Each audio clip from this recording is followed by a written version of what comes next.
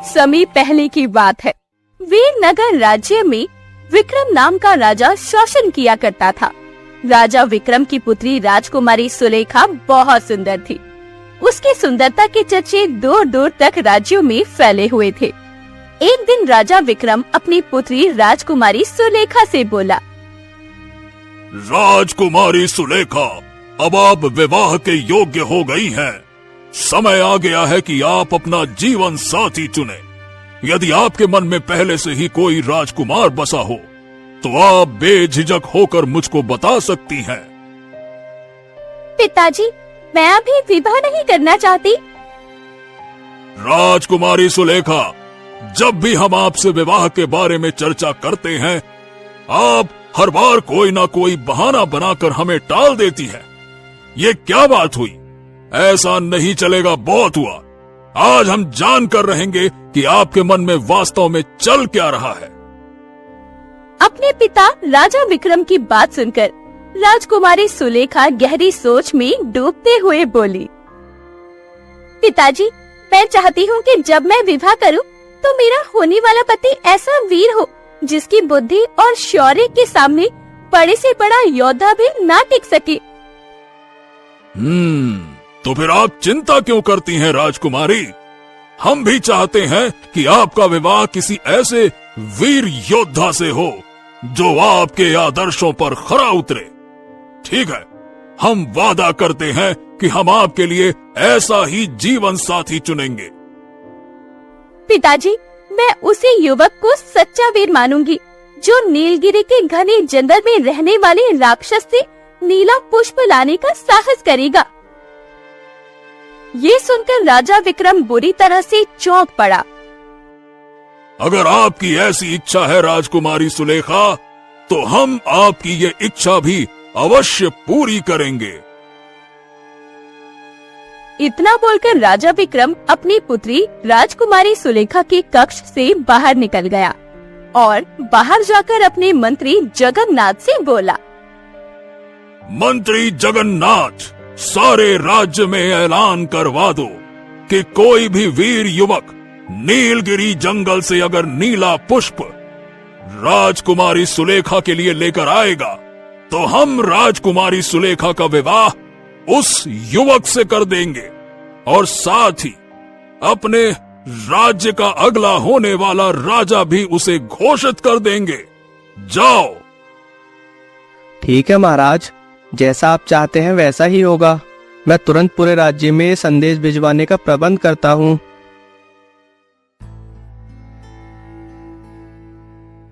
इतना बोलकर मंत्री जगन्नाथ ने सारे राज्य में ऐलान करवा दिया। उसी राज्य में अशोक नाम का एक वीर युवक भी रहता था। अशोक जंगल में लकड़ी काट रहा था कि तभी उसका मित्र कन्हैया उसके पास आकर बोला, अशोक, क्या तुमने राजा विक्रम का ऐलान सुना? क्या ऐलान? कैसा ऐलान कन्हैया? अशोक, राजा विक्रम ने कहा है कि जो भी युवक नीलगिरी के जंगलों से राजकुमारी सुलेखा के लिए नीला पुष्प लेकर आएगा तो राजा विक्रम उसका विवाह राजकुमारी सुलेखा से कर देंगे। और बस यही नहीं, उसे राज्य का अगला राजकुमार भी घोषित कर देंगे। अपने मित्र की बात सुनकर अशोक के चेहरे पर मुस्कुराहट आ गई। अरे, मुझे ये राज्य का महाराज वहराज बनने में कोई दिलचस्पी नहीं है कन्हैया। मैं तो केवल राजकुमारी सुलेखा से विवाह करना चाहता हूँ। मैंने उसे एक बार दूर से देखा था और उसी क्षण मुझे उनसे प्रेम हो गया था। इसलिए तो मैं तुम्हारे पास आया हूँ। मुझे पूरा विश्वास है कि इस राज्य में तो क्या, आसपास के राज्य के किसी भी व्यक्ति या किसी भी राजकुमार में इतनी हिम्मत नहीं है कि वो नीलगिरी के जंगल से नीला पुष्प लेकर आ सके, क्योंकि सब जानते हैं कि नीलगिरी के जंगल में एक खतरनाक राक्षस का शासन है और कई लोग ने वहाँ पर अजीबोगरीब दिखने वाले इंसानों को भी देखा है। अच्छा, ठीक है, मैं राजकुमारी सुलेखा की इस चुनौती को स्वीकार करता हूँ।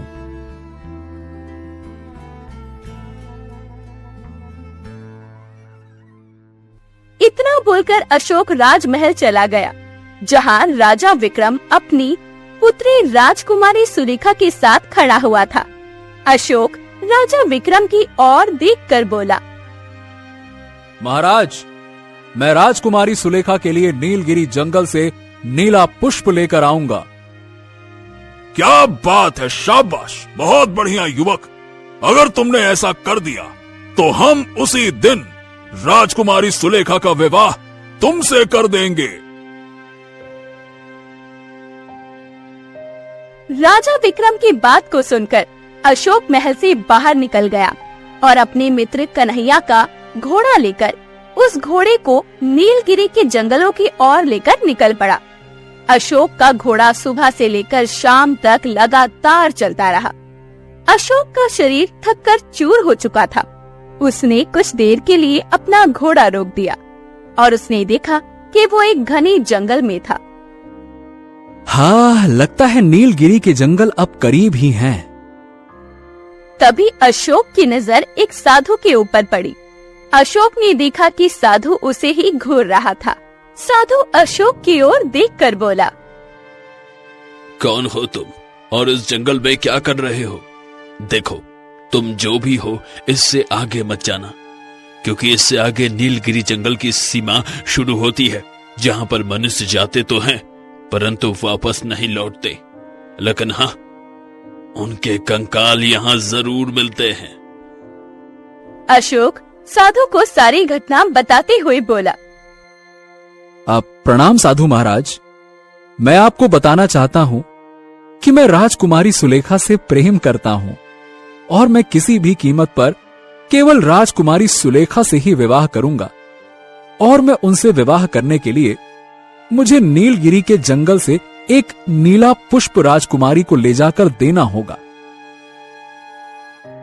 ये सुनकर साधु बुरी तरह से चौंक पड़ा और अशोक की ओर देखकर बोला, देखो, मेरी बात सुनो, तुम इससे आगे मत जाओ।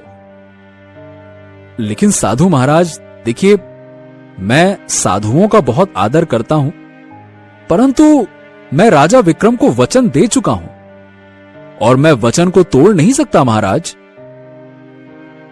इतना बोलकर अशोक घोड़े पर बैठकर दोबारा घने जंगल की ओर निकल पड़ा।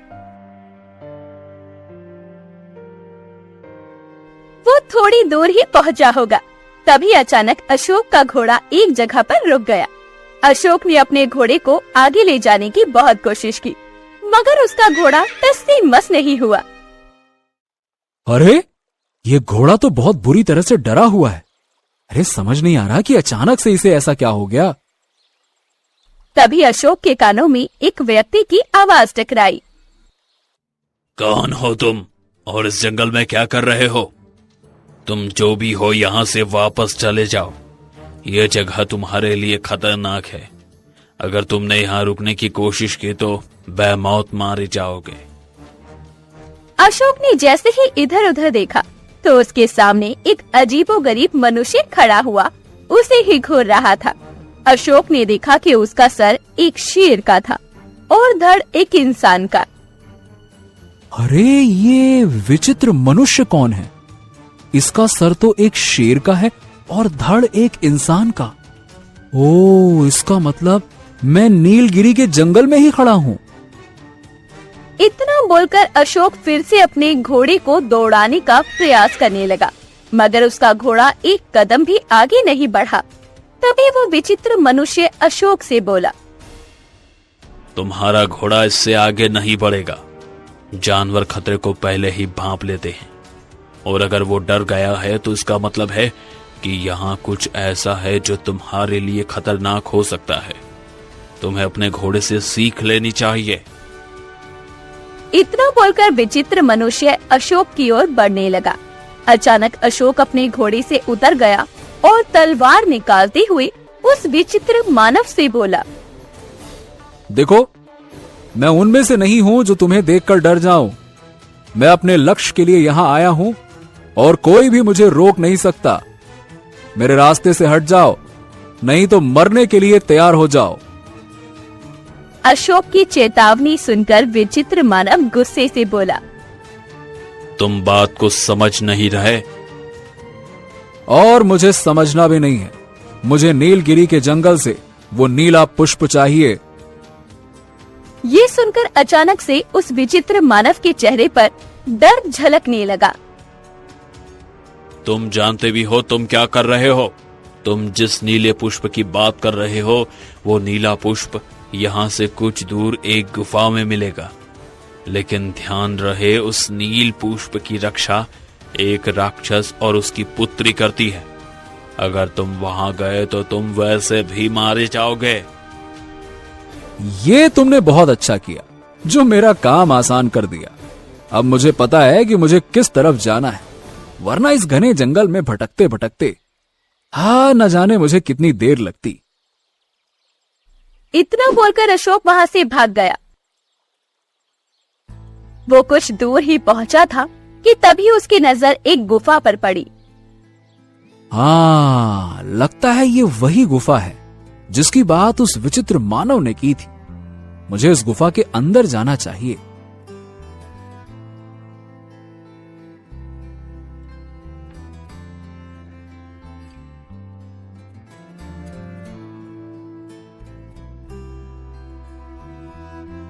कुछ ही देर में अशोक उस गुफा के अंदर खड़ा था।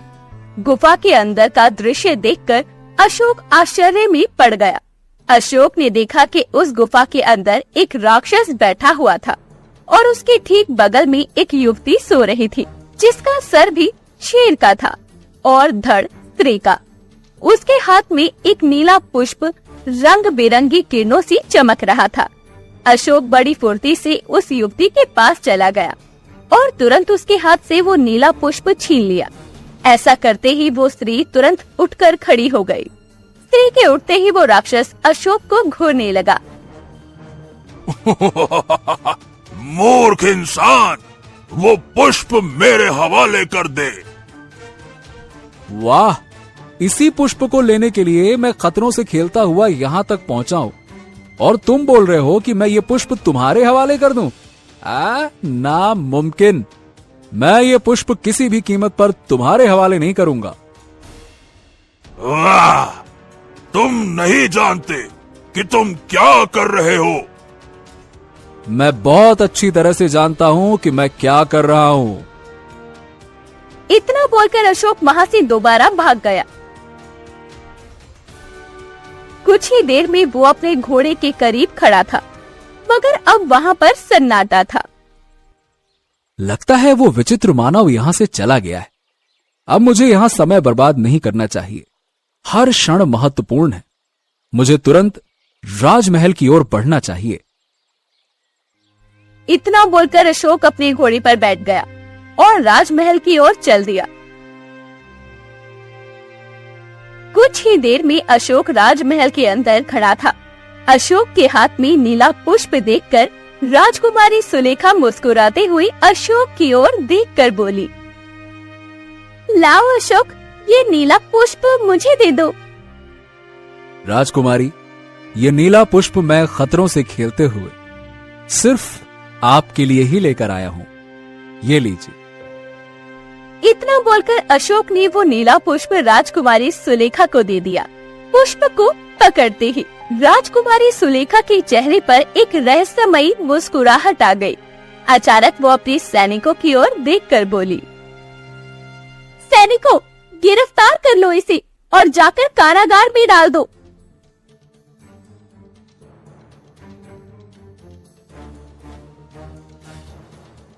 ये सुनकर अशोक बुरी तरह से चौंक पड़ा और राजा विक्रम की ओर देखने लगा, जो रहस्यमयी अंदाज में अशोक की ओर देखकर मुस्कुरा रहा था। महाराज, ये सब क्या है? मुझे गिरफ्तार क्यों किया जा रहा है? मैंने क्या कर दिया? ये जो कुछ भी हो रहा है तुम्हारी सोच से परे है। इतना बोलकर राजा विक्रम अपने सैनिकों से बोला, सैनिकों, राजकुमारी सुलेखा ने जो कहा उसे करो, ले जाओ इसे। सैनिकों ने अशोक को कारागार में डाल दिया। अशोक कारागार में खड़ा खड़ा ये सोच ही रहा था कि तभी वहाँ पर राजा विक्रम और राजकुमारी सुलेखा आ गए। अशोक उन दोनों को वो चक्का होकर देखने लगा। अचानक अशोक ने देखा कि राजा विक्रम एक राक्षस में परिवर्तित हो गया और राजकुमारी सुलेखा उसी युवती की तरह परिवर्तित हो गई, जिसका मुंह शेर का और धड़ इंसानों जैसा था। अचानक ही वो विचित्र युवती मुस्कुराते हुए अशोक से बोली, मूर्ख मनुष्य, तू जिस नीलगिरी जंगल में रहने वाले राक्षस से मिलकर आया है, वो कोई असली राक्षस नहीं है, बल्कि वो इस राज्य का असली राजा है, राजा विक्रम है। और जिस युवती का मुंह तूने शेर जैसा देखा था, वो असली राजकुमारी सुलेखा है। ये सुनकर अशोक बुरी तरह से चौंक पड़ा। तभी राक्षस अशोक की ओर देखकर बोला, तुझे क्या लगता था कि तुझे ये पुष्प लाने के लिए भेजा गया था? अरे मूर्ख, हमें इस नीले पुष्प की तलाश वर्षों से थी। अब अमावस्या की रात को इस नीले पुष्प को खाकर मैं और मेरी पुत्री इतने शक्तिशाली हो जाएंगे कि फिर कोई भी हमारा सामना नहीं कर पाएगा। और फिर हम ना सिर्फ इस राज्य में बल्कि पूरे संसार में राज करेंगे।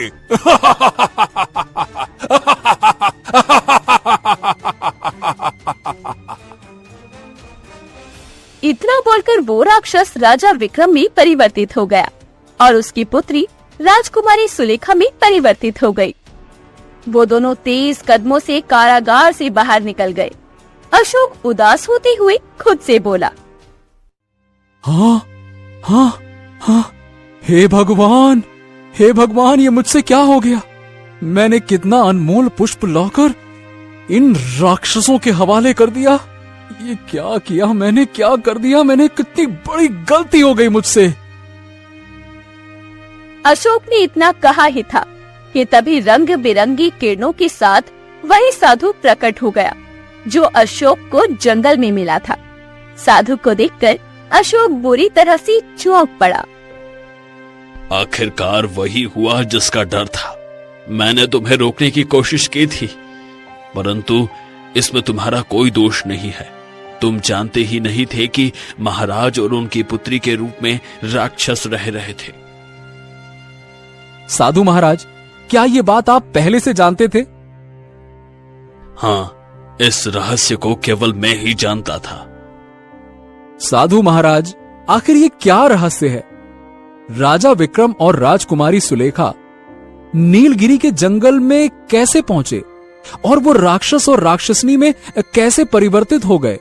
और ये दोनों असली राक्षस और राक्षसनी यहां पर आ कैसे गए? कुछ समय पहले महाराज विक्रम अपनी पुत्री राजकुमारी सुलेखा के साथ जंगल की सैर पर गए थे। जंगल में राजकुमारी ने जिद करी कि वो नीलगिरी के जंगल को देखना चाहती है। महाराज अपनी पुत्री की जिद के आगे झुक गए और ना चाहते हुए भी राजकुमारी सुलेखा को नीलगिरी के जंगल में ले गए।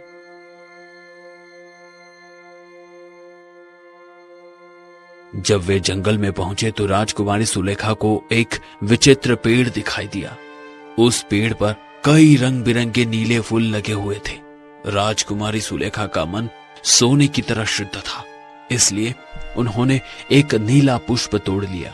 हालांकि उस नीले पुष्प को तोड़ना इतना आसान कार्य नहीं था।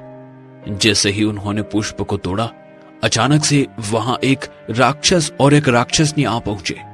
वे दोनों पिता पुत्री थे और वे जानते थे कि उस नील पुष्प के कारण वे सबसे ज्यादा शक्तिशाली बन सकते थे। राक्षस ने राजकुमारी सुलेखा को डराकर उस पुष्प को लेने का प्रयास किया।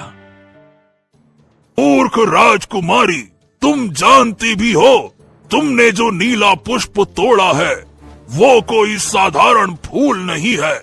इसे हमें दे दो, इससे पहले कि तुम्हारी मौत निश्चित हो जाए। दे दो। ये पुष्प मैंने देखा और इसे अपने हाथों से तोड़ा है। ये पुष्प मेरा है और मैं तुम्हें इसे किसी भी हालत में नहीं दूंगी।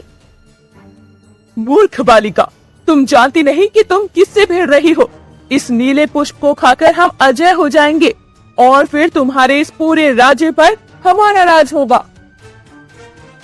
तुम चाहे जितना डराओ, मैं तुम्हें ये पुष्प नहीं दूंगी। मेरे पिता के रहते हुए तुम हमसे ये पुष्प नहीं छीन सकती।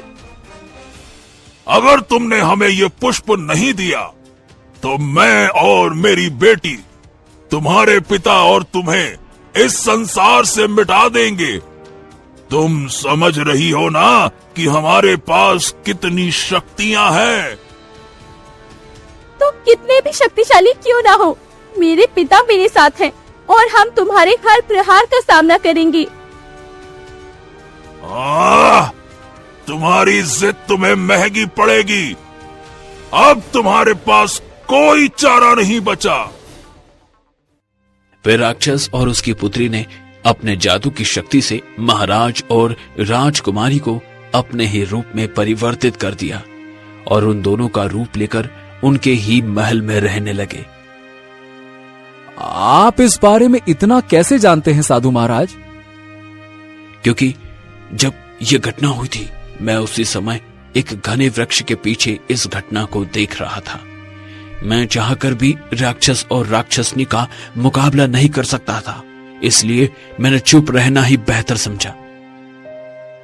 साधु महाराज, जब मैं नीलगिरी जंगल में पहुंचा तो मैंने वहां एक अजीबोगरीब इंसान को देखा। उसका सिर शेर का था, लेकिन धड़ इंसान का था। वो कौन था? कहते हैं कि उस जंगल में पहले मनुष्य भी रहा करते थे, लेकिन जब से राक्षस और उसकी पुत्री ने उस जंगल में कदम रखा है, तब से वो पूरा जंगल श्रापित हो गया है और उस श्राप के कारण जंगल में रहने वाले सभी मनुष्य असामान्य रूपों में परिवर्तित हो गए हैं। अब केवल राक्षस और राक्षसनी की मौत ही उन सभी विचित्र मनुष्यों को उनकी असली रूप में ला सकती है। ओ साधु महाराज, ये सब मेरी गलती की वजह से हुआ। मैं नहीं चाहता कि राक्षस और उसकी पुत्री का शासन पूरे संसार में हो। अगर ऐसा हुआ तो वो दोनों तो संसार के सारे मनुष्यों को खा जाएंगे। तुमने बिल्कुल सही कहा अशोक। तो साधु महाराज, मुझे बताइए कि उन्हें कैसे रोका जा सकता है? अशोक, मेरी बात ध्यान से सुनो। नीलगिरी जंगल में एक पेड़ और भी है जिस पर लाल पुष्प उगे हुए हैं। तुम्हें उस पेड़ से एक लाल पुष्प तोड़ना होगा और उसे महाराज और उनकी पुत्री, जो अब राक्षस और राक्षसनी के रूप में हैं, उन्हें आधा आधा खिलाना होगा। ऐसा करते ही महाराज और उनकी पुत्री अपने असली रूप में आ जाएंगे। जब वे असली रूप में होंगे, तब उन्हें अपने बहरूपियों यानी असली राक्षस और राक्षसनी से सामना करना होगा और जैसे ही उन दोनों का आमना सामना होगा, तभी तुरंत असली राक्षस और राक्षसनी जलकर राख हो जाएंगे, क्योंकि लाल पुष्प की शक्ति महाराज और राजकुमारी के भीतर होगी और लाल पुष्प की शक्ति के आगे उस नीले पुष्प की शक्ति कुछ भी नहीं है। मगर ये काम तुम्हें जल्द से जल्द पूरा करना होगा, क्योंकि कल अमावस की रात है और राक्षस और राक्षसनी को अमावस की रात का ही इंतजार है, क्योंकि अमावस की रात को वे दोनों उस नीले पुष्प को खा लेंगे। अगर उन दोनों ने उस नीले पुष्प को खा लिया तो उनकी शक्ति इतनी प्रबल हो जाएगी कि फिर उन्हें रोकना असंभव हो जाएगा। हाँ, अगर ऐसी बात है साधु महाराज, तो मैं उस लाल पुष्प को तोड़ने के लिए पूरी तरह से तैयार हूं।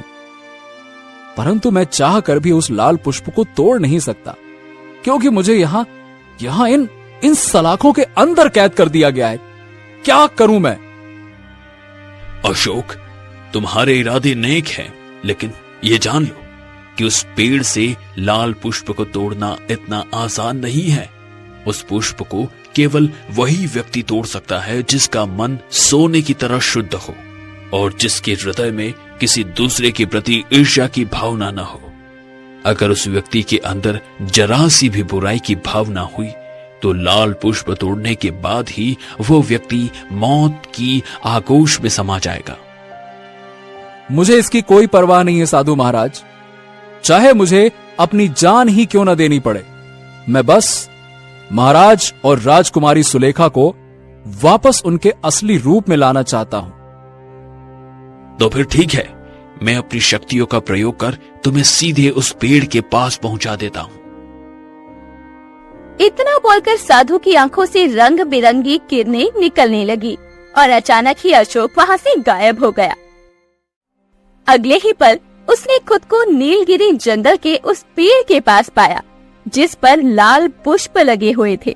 जब अशोक ने उस पेड़ से एक लाल पुष्प तोड़ने की कोशिश की तो अचानक ही पेड़ से एक आवाज आई।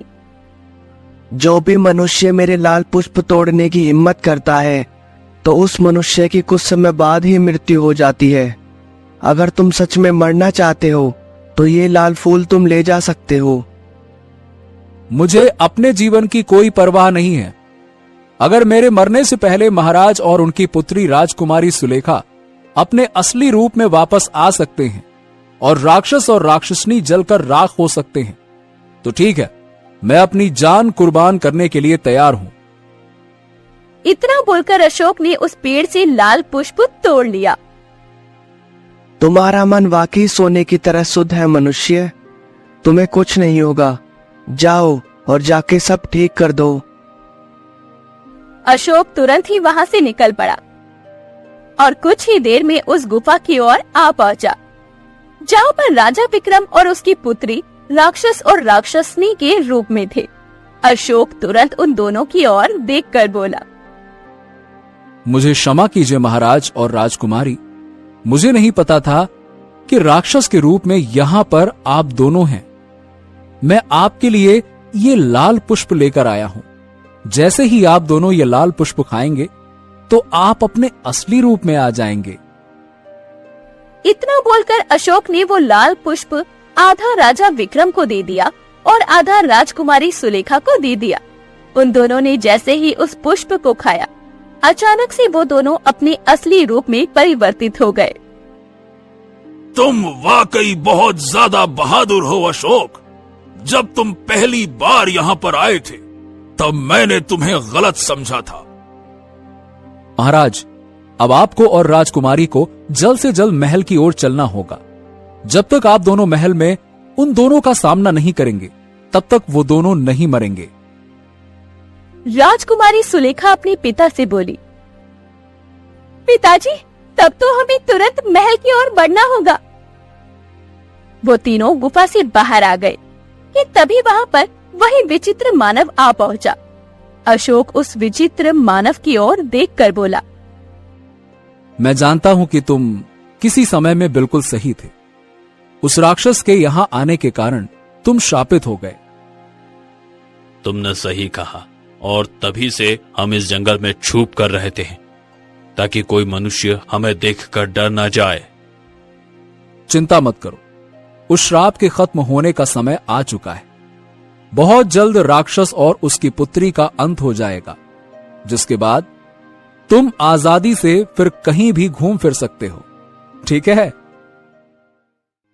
अशोक राजा विक्रम और उसकी पुत्री को राजमहल की ओर लेकर आ गया। जैसे ही वो दोनों राजमहल के अंदर पहुँचे तभी अचानक राक्षस और राक्षसनी, जो कि राजा विक्रम और राजकुमारी सुलेखा के रूप में थे, अचानक उनके शरीर में आग लग गई और कुछ ही देर में वो जलकर राख हो गए। उनके राख होते ही नीलगिरी जंगल का लगा हुआ श्राप खत्म हो गया और वो विचित्र मानव अपने असली रूप में आ गया। तभी वहाँ पर वही साधु प्रकट हुआ और मुस्कुराते हुए राजा विक्रम और उसकी पुत्री सुलेखा को सारी घटना बताते हुए बोला, महाराज, ये सब अशोक की बहादुरी की वजह से हुआ है। अगर अशोक ने साहस नहीं दिखाया होता तो आप और आपकी पुत्री हमेशा के लिए राक्षसों के रूप में फंसे रहते और इस संसार पर राक्षस और राक्षसनी का शासन हो चुका होता। इतना बोलकर साधु रंग बिरंगी किरणों के साथ वहाँ से गायब हो गया और राजा विक्रम खुश होते हुए अशोक से बोला, मुझे तुम्हारे जैसे बहादुर युवक को अपना दामाद बनाने में बहुत प्रसन्नता होगी।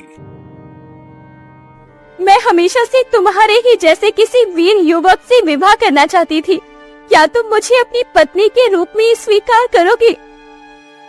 अशोक ने मुस्कुराते हुए हामी भर दी।